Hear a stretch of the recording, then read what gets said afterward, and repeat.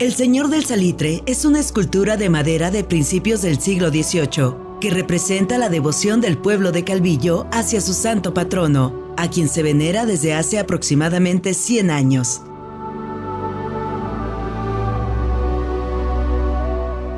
El Señor del Salitre ha sido restaurado por el Instituto Nacional de Antropología e Historia gracias al impulso del señor cura Gerardo Ruiz y de las autoridades municipales.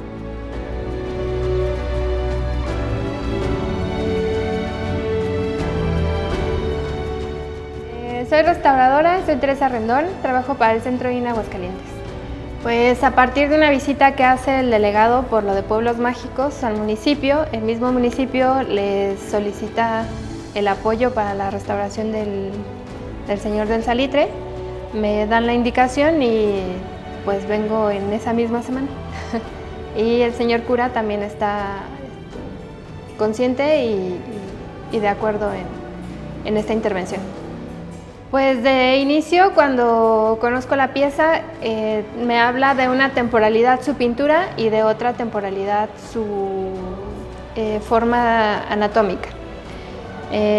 Tenía mucha sangre para la temporalidad que estaban marcando, sí correspondía, pero no había una exposición de huesos, no había pues algunos elementos que marcan mucho la época, como pues también sería la aplicación de uñas, o menos trabajado lo que es el cendal, que está directo a la talla, y no tiene dientes ni tampoco ojo de vidrio. Se entiende que ya es un Cristo yacente, pero de pronto tienen semiabierto el ojo y por dentro tienen una esfera de cristal.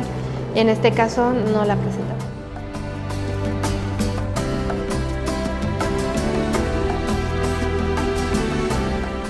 En las radiografías, en principio son tomadas para ayudarme a hacer un adecuado diagnóstico de la pieza, porque los efectos de deterioro que vemos al momento de revisarla,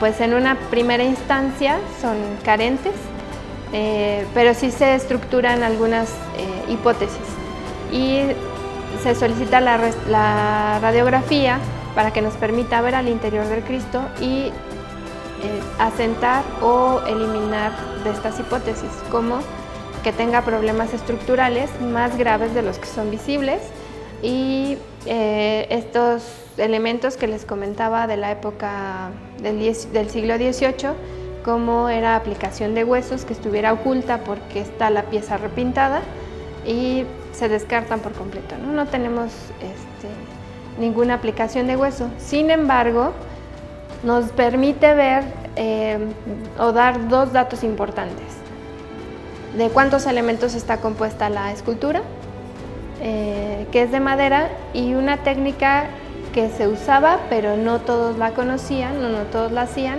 que era huecar las piezas para aligerar el peso y también para evitar los movimientos bruscos que tiene la madera y que no se reflejaran en la capa de color.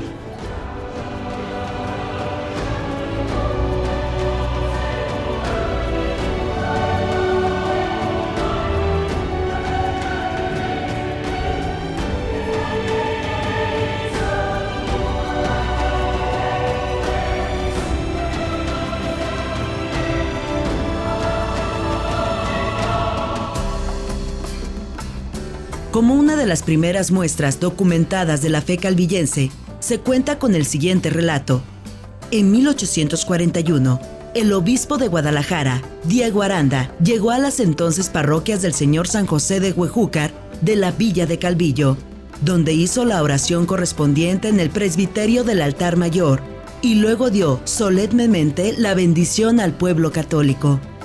La importancia de las visitas pastorales a las parroquias residía en que el obispo debía conocer el estado material y espiritual de cada uno de los curatos. Los obispos revisaban los ornamentos para la misa, el archivo parroquial, libros de gobierno, bautizos, confirmaciones, defunciones, etc., la fábrica de la iglesia, los altares, la pensión conciliar y la cuarta episcopal, y también los legados piadosos. Estos eran aquellos en los que había una persona a quien se le conocía como el testador. Otorgaba dicho legado con un fin espiritual y caritativo en provecho de su propia alma, o bien para obras de caridad y beneficencia. En el informe de la visita pastoral del obispo Aranda a la parroquia de Calvillo, se encuentra un legado piadoso de 100 pesos avalado por las tierras de doña Rafaela López en el Márquez, el Rodeo y el Taray, para una misa cantada al Señor del Salitre el miércoles santo a favor de doña Cecilia López. Este es uno de los claros ejemplos del culto y devoción al Señor del Salitre que se estaba propagando entre los fieles católicos calvillenses durante el siglo XIX.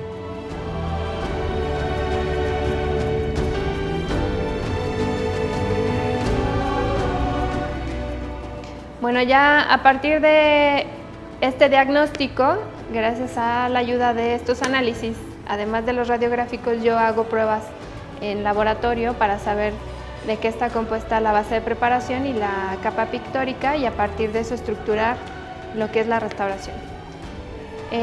Obviamente no se trabaja solo en la figura escultórica porque no es un elemento aislado, tiene elementos agregados que les llamamos accesorios, que son la cruz, los clavos, la peluca y la corona.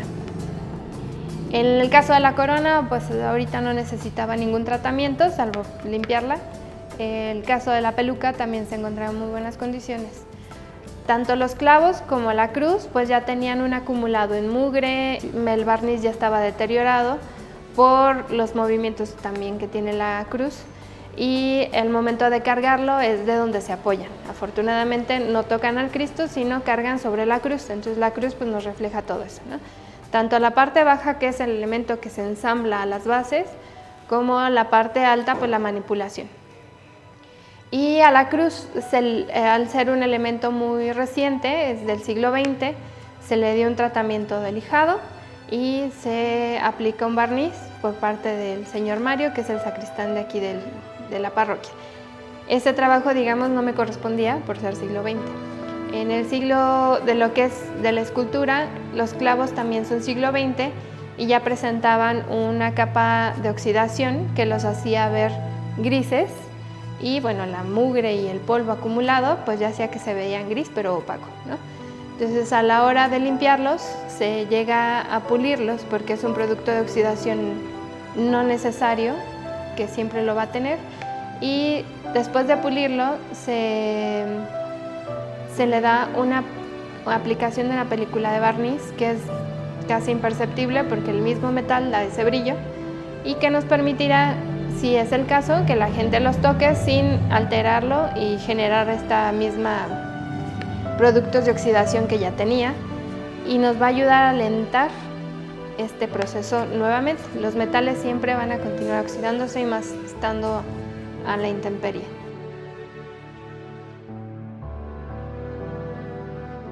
Después de hacer los estudios pertinentes, se determinó que el estado de conservación del Señor del Salitre era grave. Su deterioro comenzó hace 30 años. La pintura se desprendía y había piezas que, para evitar desprenderse, fueron unidas con clavos. La finalidad de la restauración era recuperar la estabilidad material y estética de la escultura sin alterar los elementos originales. Bueno, en el caso del Cristo teníamos ya gran cantidad de pérdida del color, principalmente en la parte alta. Muchas craqueladuras que se convirtieron la mayoría en escamas y ya estaban trabajando hacia el lado contrario, entonces ya se veían como cazuelitas. Y de estas, con un ligero golpe, un roce o lo que fuera, se desprendía no una, sino como 20. Y si era una grande, se convertía en pedacitos.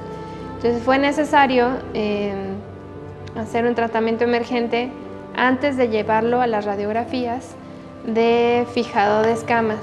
En los casos donde ya era más grave el asunto, se le puso un papelito de protección que se llama papel japonés, y a este proceso se le llama velar.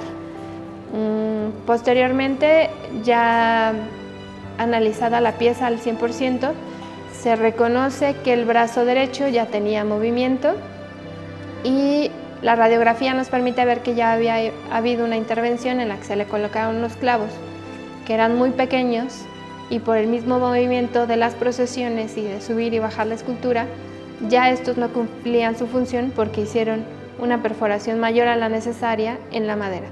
Entonces se decide retirar esos clavos y sustituirlos por pernos de madera. La madera ancla mejor con la madera y no con metal. Además de que el metal, con la humedad que absorbe la madera, se llegan a oxidar. Y fue el caso tanto del brazo como de los 3 dedos que fueron ajustados, no que se estaban cayendo, pero sí fue necesario ajustarlos porque estaban muy desfasados, quitarles el clavito que tenían ya oxidado y sustituirlos por pernos de madera. El proceso de restauración se inició con el fijado de todas las escamas de pintura. Después, se procedió con la limpieza de la misma. Se reforzaron dedos que habían sido restaurados previamente con diferentes tipos de madera. Finalmente, se resanaron zonas de pintura y se realizaron los acabados con materiales apropiados.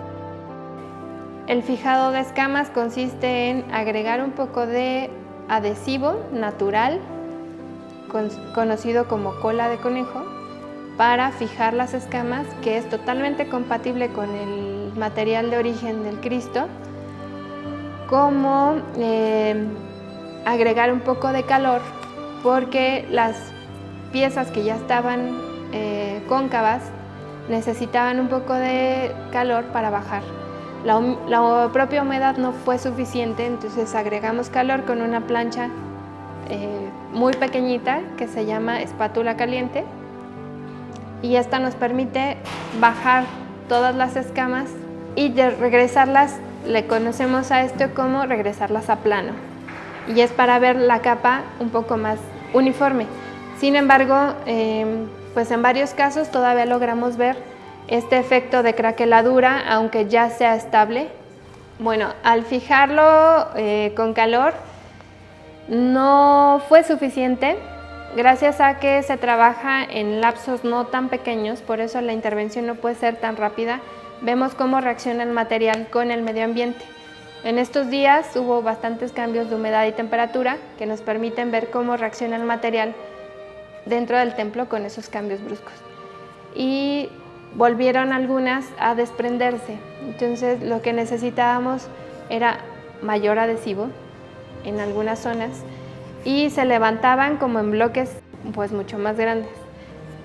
Afortunadamente pudimos controlarlo y se tiene, no al 100% lamentablemente, pero sí en un 80-85% está controlado. ¿Por qué? Porque es resequedad por la exposición al medio ambiente cuando sale a procesiones, porque se expuso a luces demasiado intensas como eran los cuarzos en algún momento. Esto genera, además de la radiación, calor excesivo, y lo que tiene la pieza por completo es una resequedad. Otro de los problemas que tuvimos fue de las escamas desprendidas. Se regresaron la mayoría, o lo más que se pudo, al lugar de donde se habían desprendido, las que se supieron de donde se desprendieron. Regresan a su sitio y podemos tener faltantes más pequeños y no tan grandes como eran en un principio. Todos estos faltantes fueron resanados. Se les agrega una pasta de color blanco que es compatible se puede decir que hasta igual que la original, que es una pasta igual preparada con el adhesivo natural que se empleó para pegar las escamas, como carbonato de calcio como carga. Y nos permite darle el nivel al color o a la capa de color para después meter tonos que nos dejen una capa uniforme o una película uniforme para poder leer la pieza pues al 100%. Otra intervención que se realizó es la aplicación de pestañas en los faltantes que tenía en los ojos, sin dañar ni alterar las que ya tenía. Las ya aplicadas desde sus inicios ya estaban resecas y se les aplicó un poco de hidratante por ser un pelo natural, se reseca con el polvo y pues es necesario hidratarlas. Entonces se hidratan un poco y se aplican las faltantes. Y por último, pues sería la reintegración. La reintegración es un aplicar color solo en los faltantes que se resanaron y bueno, en los restos de sangre que estaban perdidas, algunas líneas, se les da continuidad, pero no se agrega más pintura de la necesaria. Y además se tiene una técnica que es con puntos y manchas. No podemos igualar el tono al 100% porque debe de ser notable la intervención a corta distancia para que en el momento que sea necesario se pueda retirar esa pintura sin ningún problema. Parte también de desprender el brazo, pudimos y se tenía la intención de tomar la muestra de madera para identificar el tipo que la constituía. Y al momento de desprender el brazo se puede, a la hora de limpiar todo el adhesivo, ver la veta de la madera y fue muy claro identificar que se trataba de un pino. La especie específica no la tenemos, pero es madera de pino. Y la aplicación en los dedos, hay 2 dedos que son de madera distinta y se entiende que fue en intervenciones posteriores, tal vez los dedos se desprendieron en su totalidad y hasta se perdieron y fueron sustituidos por elementos de otra madera. Una es madera de colorín y la otra es una madera oscura que no pude identificar. Bueno, también notamos que los clavos, por la forma, porque es un prisma triangular, están incidiendo en algunas zonas, tanto de los pies como de las manos, porque no son originales. Entonces nos terminan abrasionando en el movimiento algunas zonas y ya teníamos pérdida no solo de color, sino hasta de base de preparación. Entonces fue necesario, después de limpiarlos y de resanar el Cristo, protegerlos con una badana, que es un cuero del más delgadito, para proteger esas zonas, que amortigüe también algún golpe y no vuelva a dañar, levantando el color simplemente. También vamos a poner rondanas en las partes de abajo con lo mismo, es corcho y badana, que nos va a ayudar a levantar un poquito el Cristo porque rozaba en los pies y roza en la espalda, ya que es una pieza que por la parte de atrás no fue tan elaborada la talla, puesto que no era para exponerse por todos lados, era para exponerse de frente y no fue necesario hacerle este tipo de talla.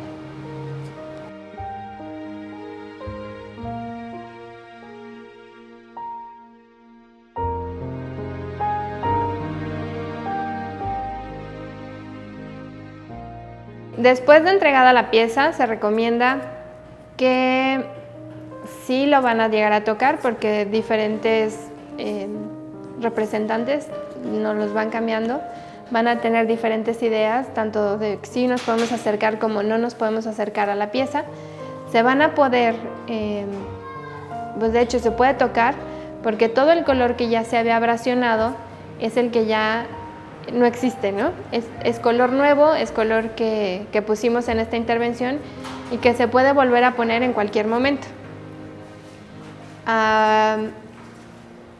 Se recomienda que no, bueno, si lo quieren tocar, podrían tocarlo nuevamente de acuerdo a lo que el señor cura les indique, pero se puede tocar con la parte de arriba de su mano, no con la palma, porque en la palma tenemos mucho más grasa. Normalmente no venimos con las manos limpias a tocarlo y dejamos grasa. Esa grasa se hace ácida con el tiempo y termina pues arrancando el color o abrasionando. Entre una mano y otra mano pues tenemos pérdidas considerables como las teníamos en el dedo gordo del pie derecho, que ya llegaba hasta verse la madera.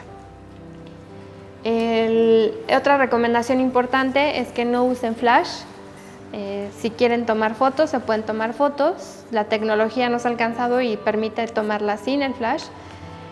¿Por qué? Porque el flash es una exposición a uno de los factores de deterioro más graves, que es las radiaciones tanto UV como infrarrojas. Es acumulable y este deterioro no se lo quitamos con nada. Tanto genera la decoloración que podemos ver en algunas zonas, como la resequedad, al igual que la temperatura. Se tendría que tomar una lectura con un termohigrómetro durante un año para saber en específico si hay algún momento en el que podamos controlar el medio ambiente. Pero al ser una pieza de culto, realmente es casi imposible. ¿Por qué? Porque cuando entra la gente a misa, vienen, si es mediodía, vienen con calor, sube la humedad de una manera impresionante dentro del templo, aunque este sea muy extenso y tenga la capacidad de disipar esta humedad y esta temperatura, pero justo se va pues a las partes altas y él está en la parte más alta. Otra cosa es que sería necesario, como en un museo, abrir y cerrar ventanas o puertas en horas específicas, ya que conozcamos esa medición, y esto tampoco es así, ¿no? En una misa está abierto pues 1 hora aproximadamente el templo y no nos importa si está haciendo frío, calor, está lloviendo y demás. Entonces, la escultura ha tenido la capacidad, y eso hacen los bienes culturales, de adaptarse al medio ambiente. Por eso es que se ha mantenido durante más de 200 años. De los factores más gravosos que la habían llevado a este deterioro eran la exposición con los cuarzos que en algún momento les pusieron, esa iluminación muy caliente y además muy intensa en radiación. Esta iluminación afortunadamente ya no existe, se ha sustituido por la iluminación LED, que es lo ideal ahorita para la exposición de piezas tanto en museos como en cualquier galería. Entonces tenemos una buena calidad de iluminación, la humedad y la temperatura va a seguir fluctuando, pero pues tenemos esta capacidad de también controlarla con la ventilación y bueno, a partir de la medición que a lo mejor se haga durante todo este año, evaluaremos si será necesario cambiarla o no de lugar.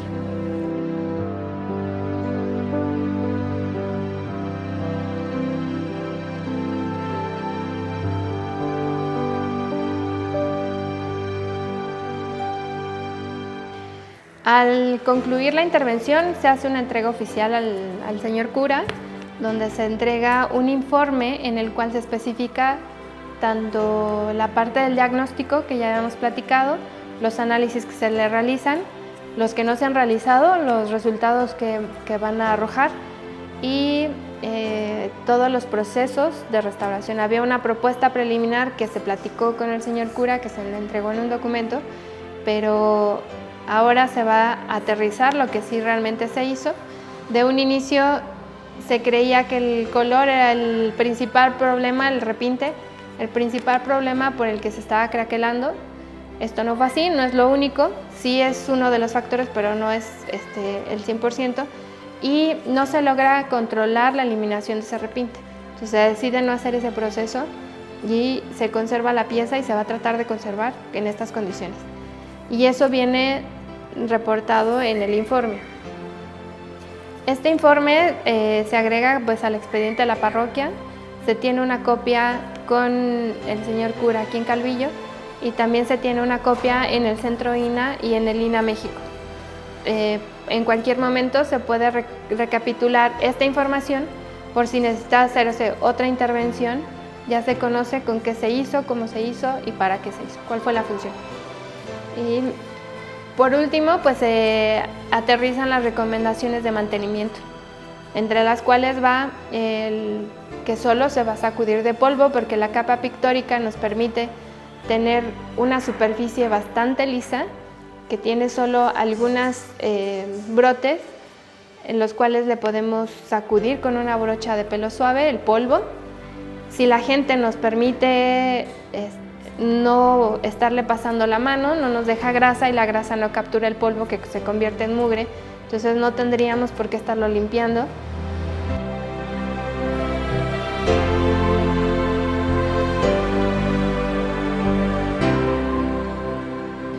Del Señor de Salitre por lo menos se monitorea durante 5 años una intervención para ver que la gente se vaya apropiando ya de la forma de darle el mantenimiento y de conservarla. Si esto se logra adquirir en 5 años, se puede soltar la pieza sin problema, y se sabe que la gente va a abrir o hablar la inquietud que tengan en el momento en que vean algo distinto.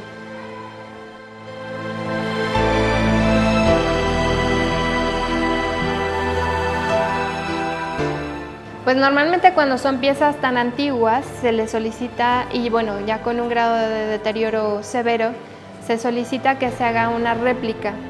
En este caso no la solicité yo, ya tenían esa intención. Y bueno, se celebra, y las réplicas son justo para exponer a menor daño la pieza original. Que no es lo mismo exponer una pieza que tiene más de 200 años, que ya no se le va a borrar su antigüedad, que ya tampoco se le va a quitar toda la carga de años que tiene encima, a una pieza nueva. Entonces en este caso va a salir la pieza nueva que está haciendo y realizando un escultor de aquí de Calvillo, pues para las otras festividades o las otras necesidades que tenga el culto del Señor de Salitre.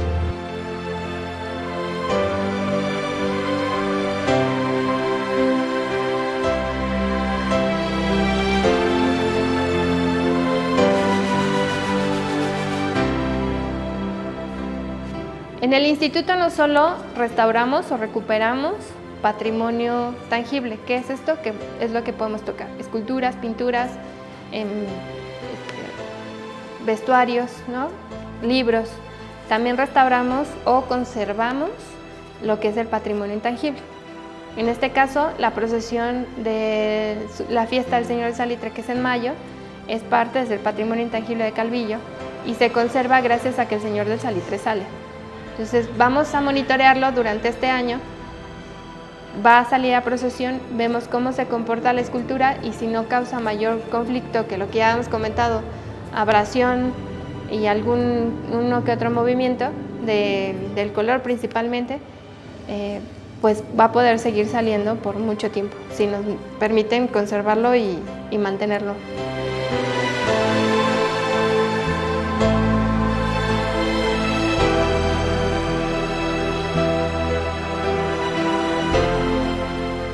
Muy contenta porque justo se trabaja a puertas abiertas para que la gente sepa de qué se trata su patrimonio, lo entienda, lo comprenda, se enamore de él y lo cuide, ¿no?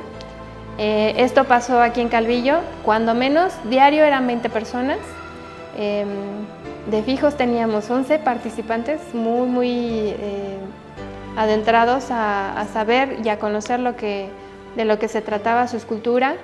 Y bueno, pues su Señor del Salitre que tanto quieren, lo demostraron, y esto ayuda mucho a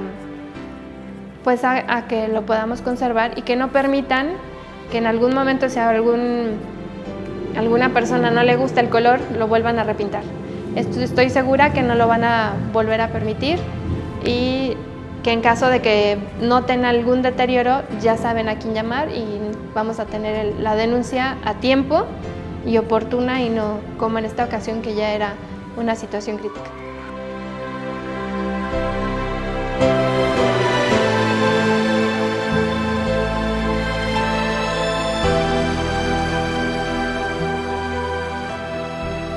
Pues además de agradecer su participación como comunidad en lo que es la restauración del Señor del Salitre, los invito a que le cuenten a su familia todo lo que pasó y todo lo que ha pasado, para que más gente se entere de cómo cuidar al Señor de Salitre por más años y nos dure otras 5 generaciones más. Es importante la comunicación oral, pero también es importante una comunicación verdadera, ¿no? No generemos como falsas expectativas en la comunidad. La información que se generó durante esta intervención se dará en 2 pláticas más a partir de la entrega de la pieza. Sin embargo, pues no es posible llegar a todas las casas. Si nos permiten y nos ayudan a transmitir esta información, eso es lo que va a ayudar a que conservemos su patrimonio por más tiempo.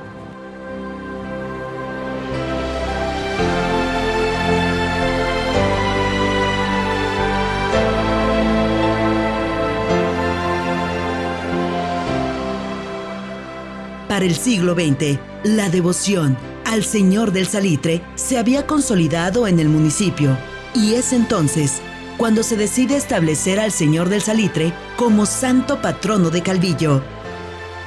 Desde entonces, nuestro municipio pertenece en alma y vida al Santísimo Señor del Salitre.